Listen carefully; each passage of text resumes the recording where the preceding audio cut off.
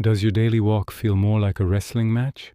Or maybe you feel like you are being dragged down the street by a sled dog, and your shoulder is practically dislocated by the time you get home. If you dread taking your dog for a walk because of the constant pulling, choking, and frustration, you are not alone.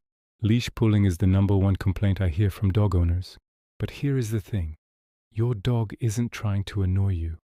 They aren't trying to be dominant. They are simply doing what works for them. They want to go forward. They pull, and you move forward. So the pulling is rewarded. Today we are going to break that cycle. I'm going to show you exactly why your dog pulls, the dangerous equipment mistakes you need to avoid, and 3 proven techniques to get your dog walking calmly by your side. Welcome to PetSense Tales. Let's turn that chaos into a calm walk. Welcome to PetSense Tales.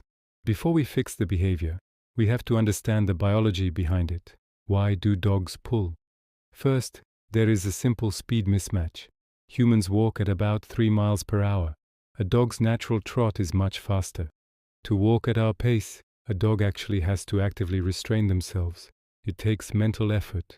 Second, dogs have something called the opposition reflex. This is an instinctive reaction. If you grab a dog's collar and pull back, their body automatically leans forward against the pressure to maintain balance. So when you pull tight on the leash to hold them back, their brain screams, "Pull harder against it." We are often fighting their biology. To fix this, we have to teach them a new logic. A tight leash is a brake pedal. A loose leash is the gas pedal. Step 1 isn't about training, it's about tools. If your dog is a heavy puller and you are walking them on a flat collar, please stop.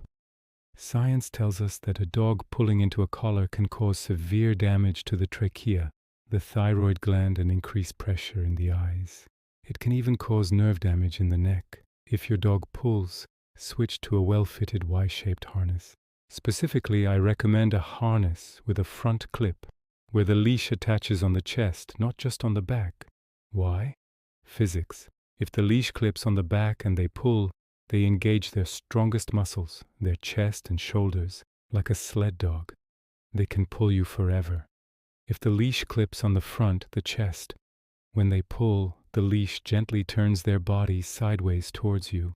It kills their momentum without hurting them. It is a game changer for control. And one more rule. Throw away the retractable leash, the flexi leash. Retractable leashes teach your dog that pulling extends the leash. It literally rewards pulling. Use a fixed 6-foot leash for training. Okay, you have the right gear. Now let's train. The biggest mistake people make is starting the training when the dog is already at level 10 excitement, usually right at the front door. If your dog is spinning and barking while you put your shoes on, the walk is already lost. Wait. Stand still. Do not clip the leash on until they are sitting or standing calmly. If they get excited, put the leash down and sit on the couch. You need to leave the house calmly. Once you're outside, start with engagement. Before you start walking, stand still. Wait for your dog to look at you. The second they make eye contact, yes, and give a treat. We need them to remember you exist at the other end of the leash. We are about to get into the tools that actually fix this, so make sure to hit subscribe and like the video so you don't miss our future training guides. Technique 1, the be a tree method. Now, the walking techniques. Method number 1 is the classic, be a tree. This teaches the rule. Tension stops the walk. Here is how you do it. Start walking. The moment, and I mean the split second, the leash goes tight, you stop. Dead stop. Do not yank the leash back. Just become a tree, anchored to the ground.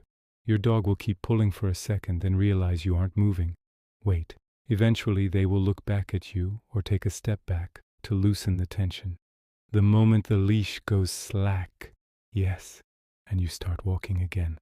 In the beginning, you might take 1 step, stop. 1 step, stop. It will be frustrating. You might only walk 10 meters in 15 minutes. That is okay.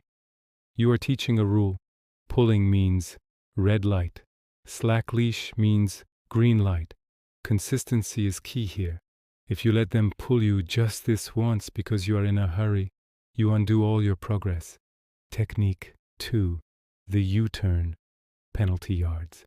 If being a tree isn't working because your dog is too distracted by a squirrel or a scent ahead, use technique number 2, the U-turn. I call this penalty yards. If your dog rushes ahead to get to that interesting bush, say nothing. Just immediately turn 180 degrees and walk briskly in the opposite direction. Your dog will hit the end of the leash and have to turn to catch up to you. When they catch up and are by your side, yes, reward them, and then turn back around to continue. This teaches them that pulling towards something actually makes them get further away from it. If they want to get to the bush, they have to walk with you, not drag you. This keeps them guessing. They have to pay attention to you because you might turn at any moment. Technique 3, the reward zone. Technique 1 and 2 stop the bad behavior. Technique 3 builds the good behavior. We call this finding the reward zone. Imagine a circle right next to your left leg, or right leg, whichever side you walk on. This is the zone where you want them to be. When you are walking and the leash is loose, do not ignore your dog. Most people ignore the dog when they are being good and only yell when they are bad. Reverse that. When they are walking nicely, every few steps, reach down and deliver a treat right in that reward zone by your leg. You want your dog to think, man, this spot next to my human's leg is the most magical place on earth. Chicken falls from the sky here. High rate of reinforcement. Treat every 5 steps, then every 10, then every 20. If they leave the zone and pull, be a tree. If they come back to the zone, party time. A quick note on patience. Leash walking is hard. It is mentally exhausting for your dog. Keep your training sessions short. 10 to 15 minutes is plenty. If you push it too long, your dog will get tired and frustrated, and so will you. If you need to give them exercise but they aren't ready for a long loose leash walk, play fetch in the yard or use a long line, a 30-foot leash, in a park to let them run freely before you practice the strict walking. A tired dog is a better student, so here is your homework for the next week. 1. Switch to a harness to protect their neck. 2. Ditch the retractable leash. 3. Be inconsistent? No. Be 100% consistent. If the leash is tight, you stop. Every time.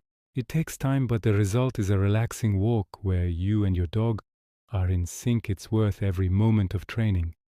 Which technique works best for your dog? The tree or the U-turn? Let me know in the comments below. And if you want to know what your dog is thinking when they sleep after that long walk, make sure to subscribe to PetSense Tales because that video is coming soon. Thanks for watching and happy walking.